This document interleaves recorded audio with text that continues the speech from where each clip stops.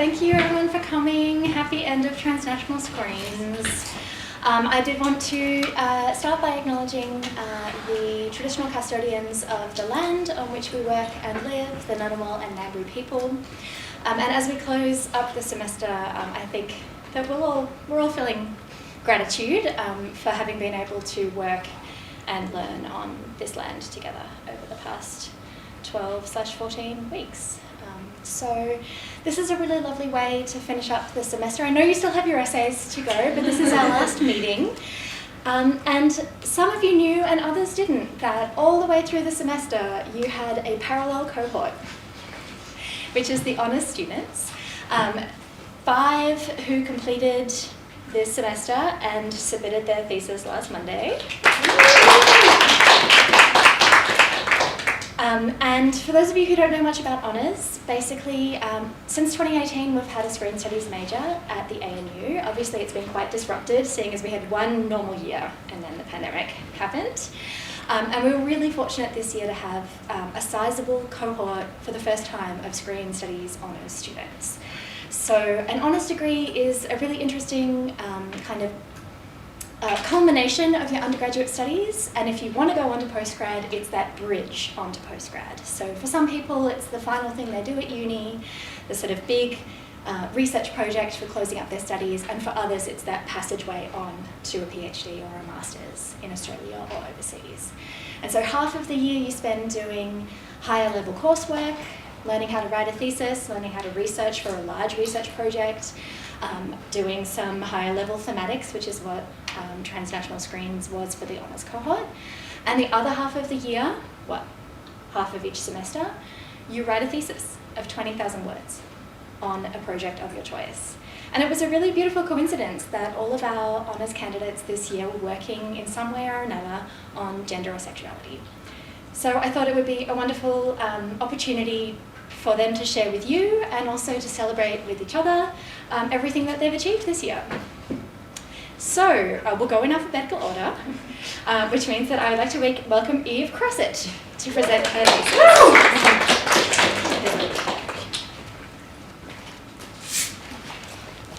Do I just click the... Just the arrow to the right. Okay, cool. Sorry, I do have some notes.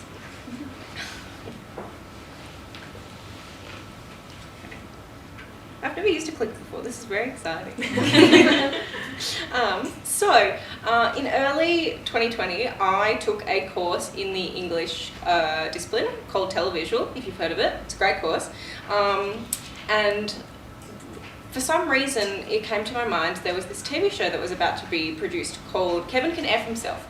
And this show is about the sitcom wife who becomes fed up with her husband, and that just kind of brought to my mind the idea of who is this figure of the sitcom wife and how has she evolved since the inception of the sitcom in the 1940s. So to understand my thesis, we need to know what a sitcom is. A sitcom is essentially a 20-minute comedic television show with a repeatable premise. And throughout my research, I found that none of the major television sitcom scholars were positing a definition of what a sitcom wife is. So I essentially had to define it myself. She's a female character who's typically married to the male protagonist of the sitcom. So then what's my intervention? There's been a great shift in how the sitcom wife is depicted since the likes of I Love Lucy, but now in the 20s we're seeing a rise of shows in which the sitcom wife begins to outwardly express her anger and disorder. Using what Kathleen conceptualises as the unruly woman, my thesis argues that the lower levels of unruliness seen in these earlier sitcoms made way for drastic levels of chaotic behaviour we see in these 2020s examples, which is sort of a subversion of the male gaze. There we go. So there's been a big gap in the research since the 1990s. There's not a lot of scholarly research about the role of the wife in the sitcom besides Roseanne. If you know, you know. Research that there is tends to focus more on mother figure or more recent post-feminist examples of female-led shows. So Sex and the City, Girls. Also there's a lot about Marge Simpson. So in chapter 1 I discussed the evolution of the genre and consequently the wife figure since the 1940s, and I analysed the role of Lucy as both traditional and revolutionary for the wife figure. I then looked to Modern Family at the wives, those being Claire, Gloria, and in a sense Cameron, who are all shown to act unruly in one way or another. However, the show never allows them to, this unruliness to come to fruition. In chapter 2, I look at the magical wife, who is seen in shows such as Bewitched and I Dream of Jeannie, and I specifically look at the parameters and rules she had to abide by. I then use this as a jumping off point to discuss the recent example of WandaVision. And Wanda comes up against similar constraints to Samantha and Jeannie, but we see that she's now able to have an extended period of unruly behaviour. She's now using her magic in a different way. Her motivations for magic are also different. In chapter 3, The Unfunny Wife, I talk about this figure of the unfunny wife. Originally stemming from The Honeymooners, it's typically a beautiful wife with an often slobby husband. I looked at Family Guy and The King of Queens, in which the respective wives exhibit unruly behaviours in response to their husband's transgressions. And then we see this new show down the bottom, Kevin Can F Himself, and she is a newer version of this type of wife. She now has new motivations for her unruliness, and through privileging her perspective, we see her become self-reflexive about her relationship. So, why should we care? So popular media has always reflected what cultural values we deem acceptable. Through analysing the sitcom wife, I aim to discover how this figure has evolved, and thus what's being, purported as socially acceptable gender roles now. I was also unable to find anyone doing this type of research on the figure of the sitcom wife, so there's an obvious lack of wider, interest in this figure. Overall, I found that we're not in a place of full liberation for the wife, as she's still being defined in relation to her husband, but overall, there have been very large improvements within her position in the sitcom.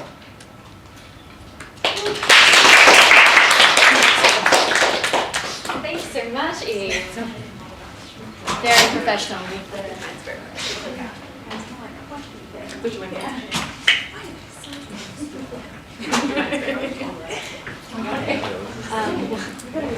I've had the pleasure of reading the Unfunny Wife chapter of Eve's thesis, and the entire time I was reading it, I was like, oh my god, exactly. Like, why have I never thought about this before? This is such fertile ground for research. So, good stuff from Eve. Next, I would like to welcome Katie, who, when I mentioned to some of the undergrads that she was working on all-girls boarding school films of the 2000s, so many people were like, Wild Child? And yes, Wild Child. Yes, Wild Child. Hello, I'm Katie. Just a quick content note. I'm not going to talk about any of this stuff in any depth in a way that I think would be, particularly concerning, but heads up, I will be talking about some pretty gross themes of sexualization of minors, particularly girls, some kind of mentions of sexual assault or inferences to it, and also homophobia.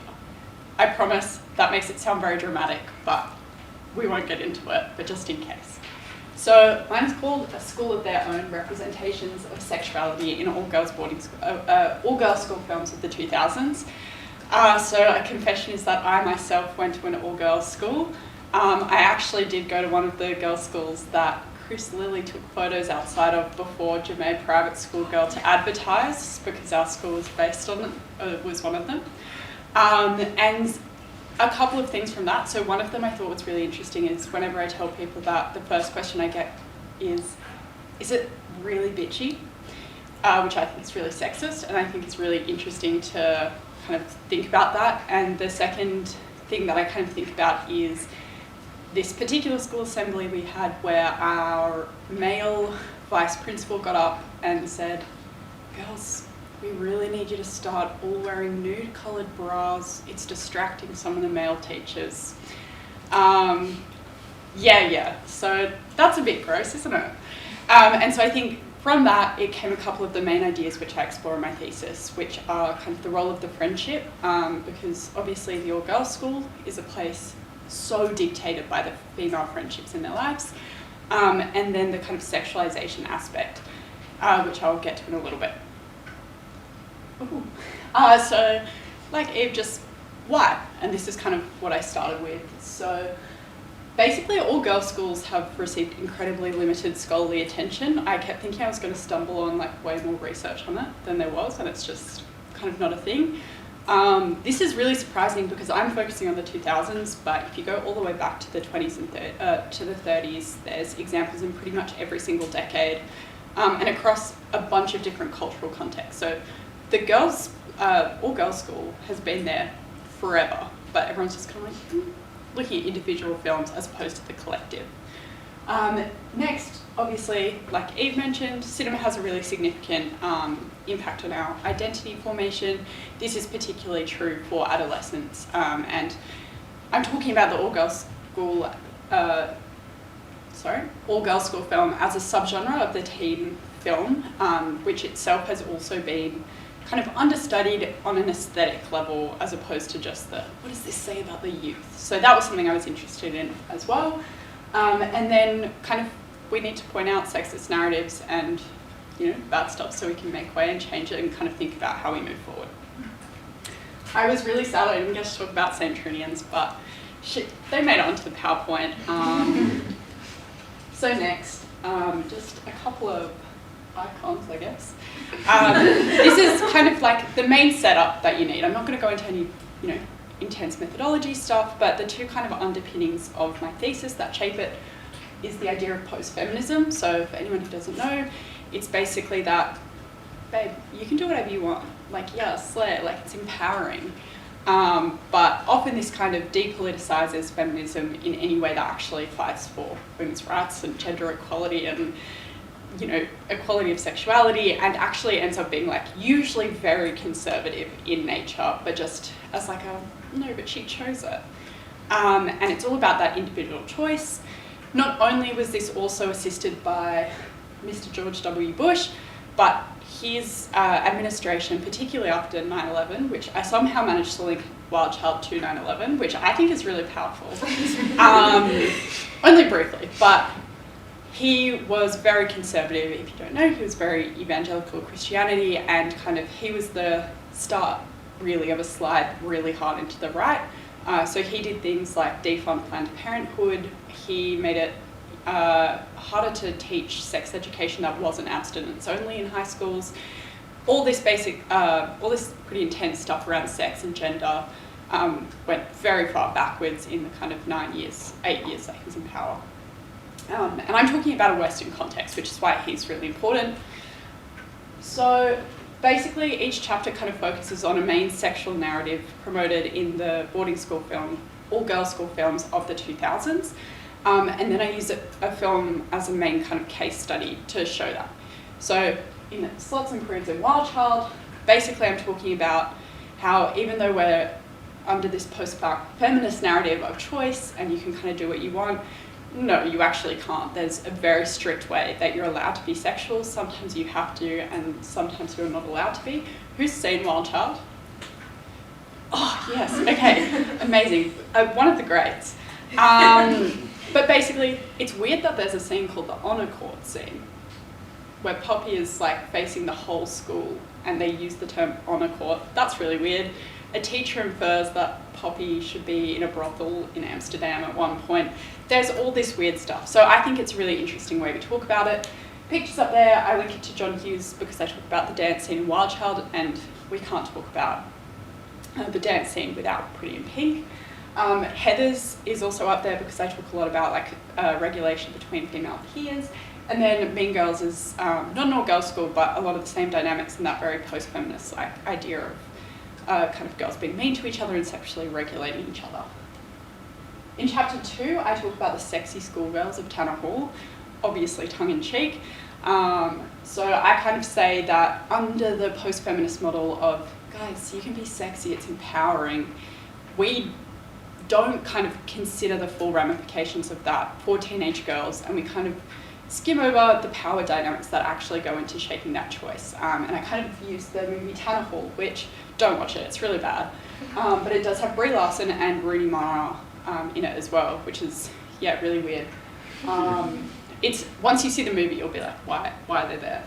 And I'm basically saying it reflects a wider sexualization of teenage girls. I mean, that's why I use the name sexy schoolgirls. Like, that's such a trope. I do link back to pornography and say, we're all kind of okay with it in the mainstream. American Beauty is up there because I use a triangular power dynamic to set it up, because one of the ways it's justified is by going, yuck, look at this nag, like, ew, isn't the adult woman gross? And that's what happens in American Beauty, and that's what happens in Tanner Hall. Britney Spears, really interesting. I mean, Hit Me Baby One More Time, that music video, she's literally in her school uniform. And then the director of the music video was like, guys, why do people think it was sexual? So there was like this weird kind of marriage of obviously he knows what it is and then also pretending it's not. So that's what I explored in chapter 2. And chapter 3, I look at queerness, Lost and Delirious. Definitely watch it, I love that movie. Piper Paraba and Jessica Paré are in love, they're in this beautiful relationship, and for some reason Misha Barton is also there. Which is basically kind of the point of the chapter of, it's their love story, but I can't explain to you how weird it is that she's there and kind of narrates the whole thing. And so my point is that it's not going so far as to say we're not accepting queerness, but it's saying, yeah, but you can kind of be like a bit secret about it, and it should basically be the same as heterosexuality, but just with like 2 girls. And then it follows the same trope of bury your gays. Someone dies in the end. Very tragic. And then talking about, obviously, the iconic Madge and Britney kiss at the, I think it was MTV Awards, was in the same year, and the Katy Perry I Kissed a Girl music video, where it's like you can do it, but only if it's like sexy as a performance, like you can't actually be queer. And then that Audrey Hepburn film is from the 60s, but there was also a queer boarding school girls film from the 30s. So it goes back as well. So finally, if we're saying TV and film is the main way of understanding kind of cultural ideas and identities, this is really important to teenagers because it's, you know, a very turbulent time of identity formation. If we're having these really clashing messages and ultimately promoting a really regressive message, that's bad, and we should kind of challenge that and unseat it, especially in movies that people dismiss because they're pretty fun, they're silly, and they're aimed at teenage girls. And yeah, I basically just say they're all actually really conservative, and we should think about that. And then these movies are great as well. Or that one is The Beguiled, I would recommend that. Cracks, not great, but Eva Green's in it. Yeah. Thank you so much, Katie.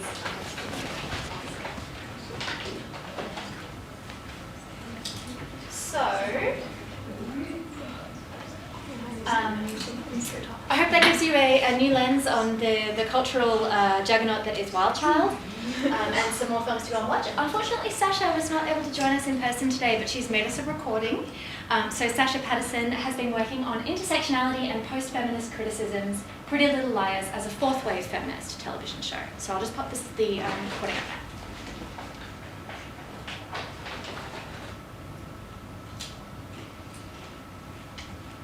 Brainstorming feminist television shows to be analysed for my thesis, my mum said that clearly Pretty Little Liars was out of the equation. She maintains that the show perpetuates patriarchal beauty standards and emphasises external beauty or prettiness, whereas I counter that the gods express themselves through a reclamation of beauty and fashion. Sorry everyone, that's not, I'm just going to start it properly. Sounds like she's speaking faster. When brainstorming feminist television shows to be analysed for my thesis, my mum said that clearly Pretty Little Liars was out of the equation. She maintains that the show perpetuates patriarchal beauty standards and emphasises external beauty or prettiness, whereas I counter that the gods express themselves through a reclamation of beauty and fashion, and that their prettiness is used to dismantle the association of femininity with frivolity. This is one of many examples of feminist media that we have debated, and this understanding that there are various understandings and associations with feminism is what guided my research to answer the question, how does PLL represent my understanding of feminism, 4th wave feminism? Moving away from my original topic of beauty and fashion, I ended up arguing that the show is 4th wave due to its intersectional representation and rejection of post-feminism. Intersectionality is the idea that multiple identities, such as race and class, can overlap with gender to create multiply burdened women who are impacted by sexism more greatly than those who are singly burdened. And post-feminism is the idea that we live in a world that no longer needs feminism and one which emphasizes individualism. After explaining the ideologies of each wave in my intro, for Chapter 1 I associated various television shows with feminism and post-feminism based on their time periods of production and the feminist discourses embedded in their narratives, commencing with the second wave due to the limited audiovisual media associated with the first. The Mary Tyler Moore Show was discussed as a second wave show due to its emphasis on a career woman fighting for equal pay. Buffy is a third wave show due to its balancing of individualism and collectivism and its embracement of femininity. Gilmore Girls is post-feminist due to its celebration of individual achievements and its dismissal of gender-related concerns. And finally, The Bold Type is a fourth wave show due to its intersectional representation and rejection of post-feminism. In Chapter 2, I use an intersectional methodology to analyse gender and class and argue that Hannah and Emily experienced the series villain, A's abuse to a harsher degree due to their lack of funds to fix the damages caused and to escape. This chapter concludes that A can be deemed an abuser akin to a perpetrator of domestic violence, as they trap the girls in town and inflict physical, emotional, sexual, and financial abuse on them. This represents the realities that women without money are more severely impacted by abuse and less able to escape it. Chapter 3 focuses on two specific elements of post-feminism: strategic girlfriends and the makeover paradigm. Girl friendships in post-feminists' individualistic culture are strategic and based on who will be able to serve you as a brand, so who will make you look better. Girls must also constantly improve themselves through makeovers, which are construed as empowering acts of self-improvement. The fourth wave rejects this perpetual self-branding, and PLL represents these elements in order to condemn them. The Queen Bee, Ally, creates a group of girlfriends based on who will serve her, and fat shames Hannah into throwing up her food, which subsequently leads to an eating disorder. Her selfishness and cruelty are called out, the shaming of bodies is labelled as dangerous, and the transformation of Hannah's body is discussed as the result of shame rather than an empowering glow-up. The show acknowledges that these sexist acts exist, and then condemns them. Ultimately, this thesis argues that due to the show's discussion of intersectionality and its condemnation of post-feminist culture, PLL can thus be situated as engaging in fourth-wave feminist discourse and is therefore a fourth-wave show. Thank you. I'm so glad we could have Sacha be present in some way or another. So that's lovely. Next, we have Sophie Tallis.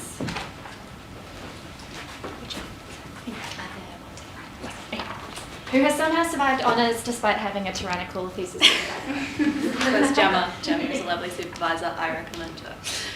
Okay. Why are there so many French films about girl gangs? It's a question that no one seems to ask and no one seems to be interested in answering. One reason potentially is that when I say a girl gang film, you might think of just any kind of Western movie that depicts female friendship. The girls of teen comedies, the girls in action movies, or grown women in sitcoms. When I looked into the best girl gang films and television shows, these were all things that came up. Rather than thinking about gang in the male sense of the word, they all seem pretty emphasised on the idea of an infantilized girl-female group. But instead, in my research, I'm thinking about how these films around criminality in adolescent women are depicted on screen. Typically, when we think of the word gang, it is associated with young people in urban environments.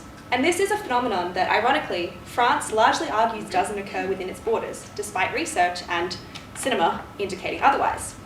The exception to reporting on gangs in France is the sensationalization of female adolescent criminality, called gang des filles or bande des filles in French. Since the 2010s, an increasing number of media reports describes these girls as little terrors that fight over boys and pose a threat to law-abiding French citizens on train platforms, shopping centres, and the streets of Paris. However, when we look to cinema, we can see a far more nuanced understanding of the activities of the girl gang. Where media sees gangs as threats to the sanctity of French society, filmmakers present them as France's victims. Looking at French films and transnational films born from French co-productions, my research dives into these girl gang films to understand what the sudden increase since the 2010s says about the current perceptions of French girlhood. Within the French context, my research considers how France's identity politics, namely the Republican model of liberty, equality, and fraternity, intersects with the experience of girlhood, and why so many films use the girl gang to explore this intersection. When we look at the 5 films that I explore, Bande des filles by Céline Sciamma, Foxfire by Laurent Conté, La colline où rugissent les lions by Luana Bajrami, and also Nymphomaniac Volume 1 by Lars von Trier, and De cette fille by Delphine Marion. It emerges that just as feminine adolescent identity is marked by Western rites of passages, so are the identities of girl gangs. But what happens when you occupy a peripheral identity? When your femaleness in combination with your racial identity, your sexuality, or your class position pushes you to the edge of society's margin, and you suffer as a result of this. In France and Western society more generally, girls are taught through post-feminist values that they can be anything and become anything, while the reality is that patriarchal paradigms of power limit female potential, and this is even more true for marginalised girls. Thus emerges the girl gang. Through their criminality, these girls challenge the oppressive structures that limit their interactions with space, their expression of gender and sexuality, and the way in which they form autonomous communities. My research focuses on the rituals of territory, gender and belonging, rites of passages for girls and rites of passages for the girl gang. As a form of male power, girls use violence and crime to combat and manipulate these power structures for their own use, and allowing them to develop their own girlhood identities outside of normative understandings of French girlhood as feminine, affluent, white, able-bodied and heterosexual. However, in doing so, girl gangs risk social ostracization. And these films show that girl gangs do not exist after adolescence end. So why do girl gangs exist? It is the period of transition that is important, the period of the girl gang as an adolescent. Belonging to a girl gang ensures that these girls grow up to become subversive women who continue their resistance and rebellion in their own individual ways, long after they're finished being a girl. Thank you so much, Sophie. And if you're anything like me, working with this project was an experience of stepping back to my own childhood. I would like to welcome Cinnamone up to talk about the Chronicles of Narnia.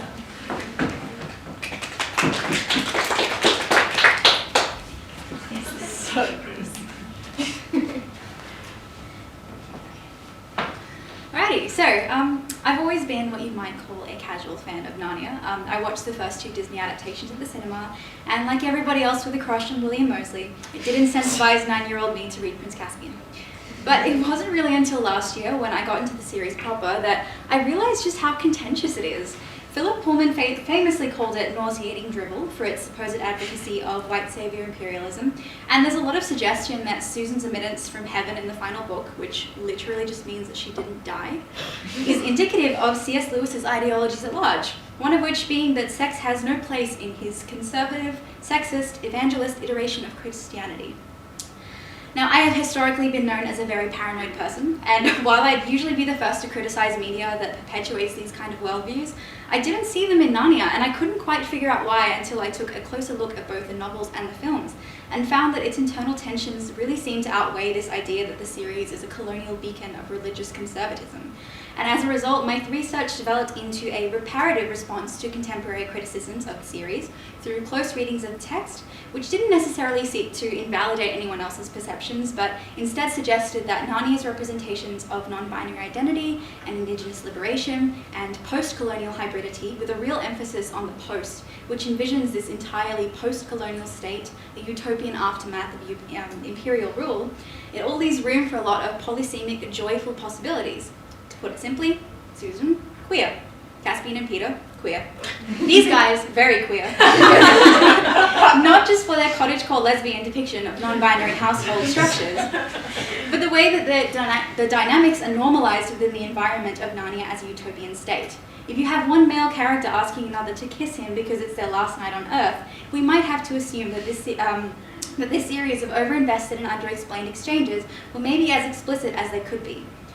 Like the growing notion within academia, queerness and queering in Narnia is interdisciplinary, particularly in its rebellion against hegemonic and normative processes of empire, in its intersectional embracing of marginality, in a way that very clearly mirrors pre-contact Indigenous social structures. A lot of it also ties back not only into Lewis's ambiguous sexuality and possible thing with Tolkien, but his hatred for the British Empire, which manifested as an overt endorsement of Indigenous land authority throughout the series. Ultimately, I think Narnia can be both religious and a little revolutionary, but it's been shoved into quite a tight box for the way that it looks through a paranoid lens. The world is in pieces right now. I genuinely believe that if we don't and if we can't find joy anymore, even in media that might not appear to offer any on a superficial level, then we lose something really special about our ability to engage with art. I won't pretend that finding the good will magically erase the bad, or that even the good was intentional, but the limitation of reading practices to paranoia is only going to make us, as academics, as readers, as people, really unkind about the intentionality of creators. In 2020, for instance, a trans author named Isabel Fall published a short story called I Sexually Identify as an Attack Helicopter, which co-opted the transphobic meme of the same name, but people started assuming the worst, and online harassment got so bad that Isabel checked herself into a psychiatric ward. I realise that there are exceptions here, like do I think that we should start pretending Agatha Christie or Sarah J. Maas's books aren't insanely racist? No. Do I even think that about Narnia, which does have quite bizarre depictions of race that function at odds with its proto-postcolonial readings? Definitely not. But I do believe that we care for ourselves and one another by approaching with an open mind and understanding that just because some things were conveyed in a certain way in a different time doesn't mean it's bad. It's also just really fun to deny that queering, the intersectional practice, is necessarily subversive, and to use it in the identification of texts which not only convey a poignant kind of desire for a better future, one that's still relevant today, but celebrate insubordination against normative practices. Narnia is not perfect, and I'm sure C.S. Lewis wasn't either, but I found a lot of joy in my reparative revisiting, and I encourage you to do the same. Thank you.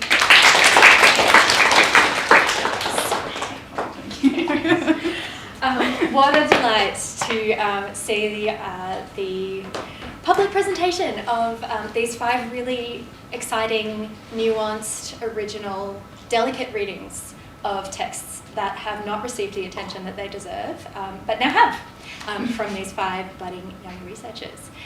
So please join me in congratulating all 5. And I've been working with them all semester and all year, and I still have questions, but I will give you an opportunity to approach Eve, Katie, Sophie and Cinnamone, if you have any questions about the honours experience or the texts themselves or what it's like to be a researcher, please do take advantage of this moment. Thank you.